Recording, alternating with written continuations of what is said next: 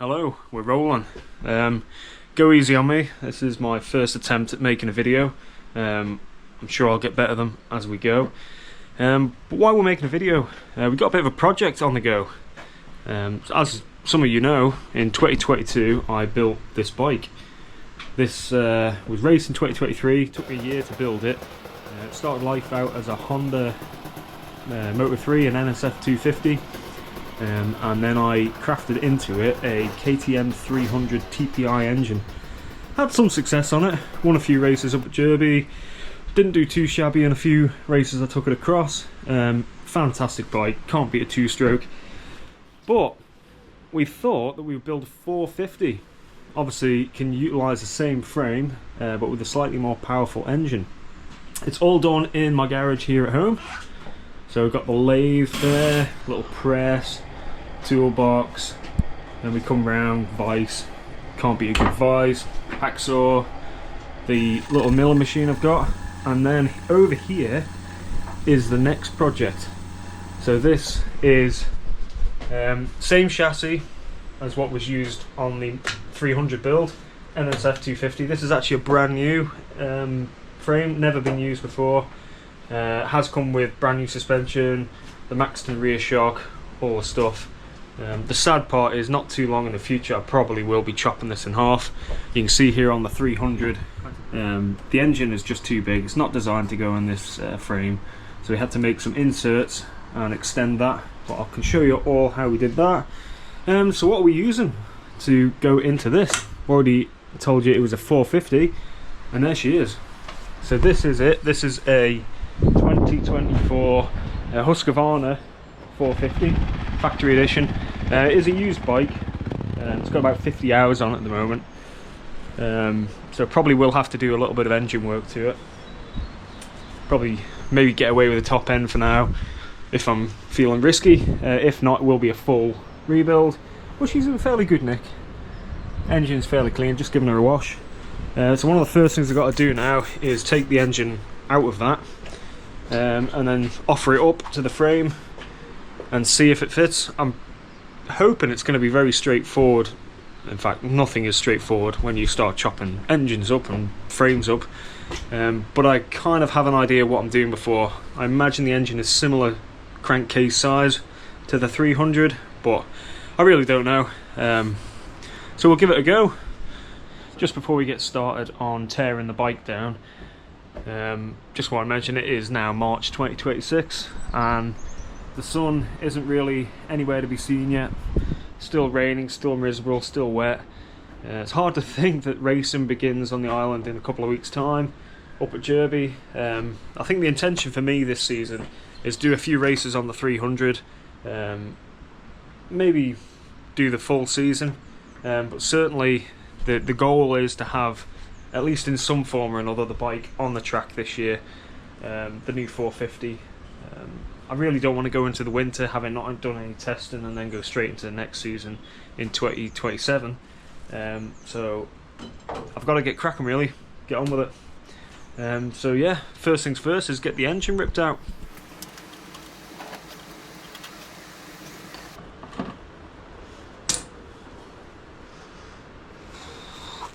That is not a good colour.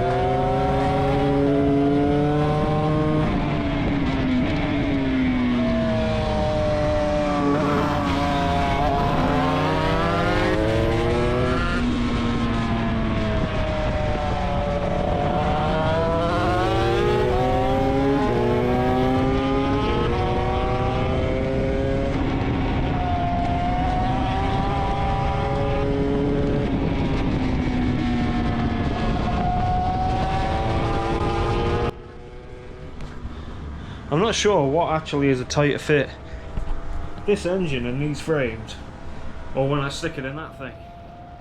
But hey ho, we'll persevere.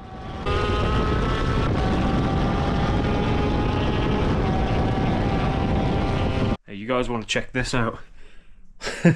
What an idiot I look like. There you go.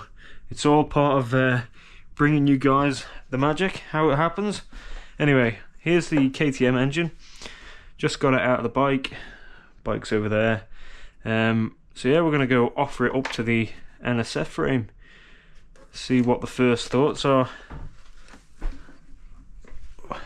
She's not exactly light.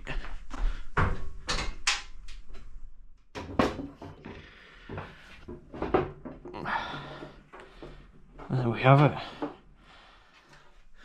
It's going to be a tight one. You can see the issue straight away at the back here. The engine, you know, we can't mount it through the swing arm because it's solid. So, and we could, but it would just mean it would take all the strength out of the swing arm. So I don't really want to touch that. I didn't on the 300 build. And then you look at the front there, and this is the reason this has just got to be chopped. I really wanted to try and avoid it this build, but it doesn't look like that's going to be a possibility.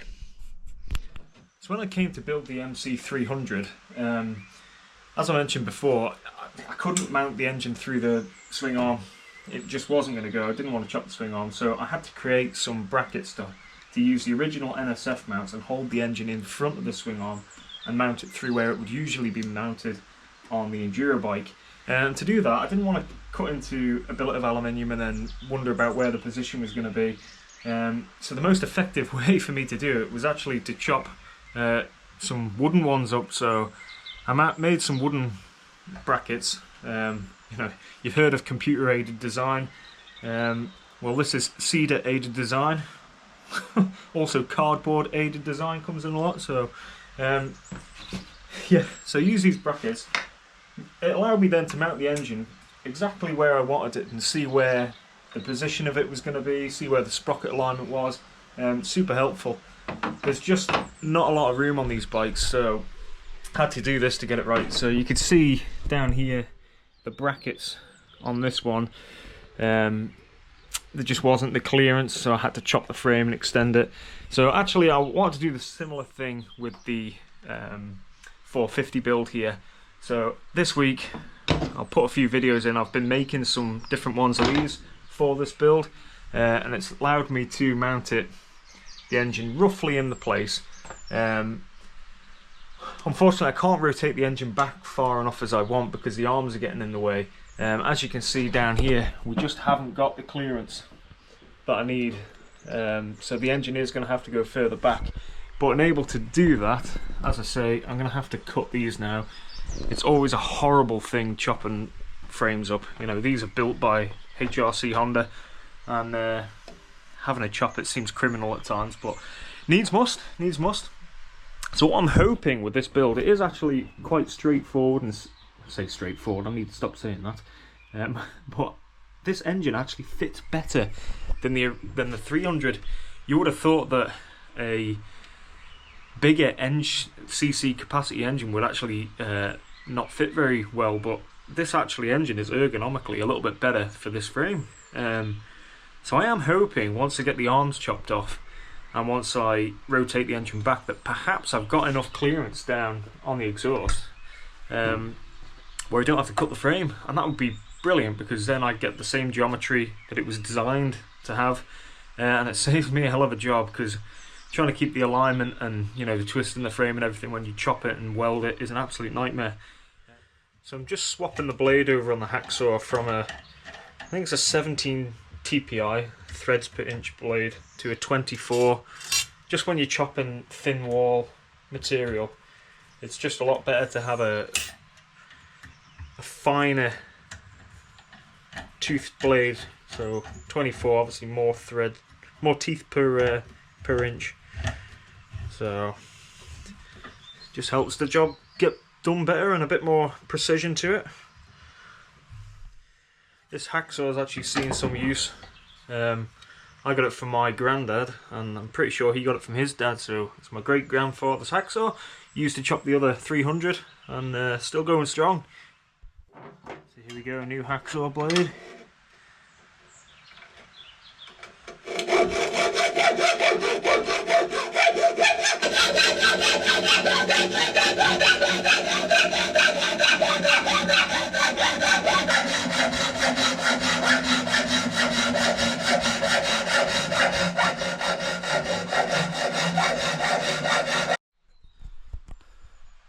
And here it is. Oh no! Interesting if anyone's ever seen it. Nice bit of CNC machine billet alloy into a nice extrusion. Yeah.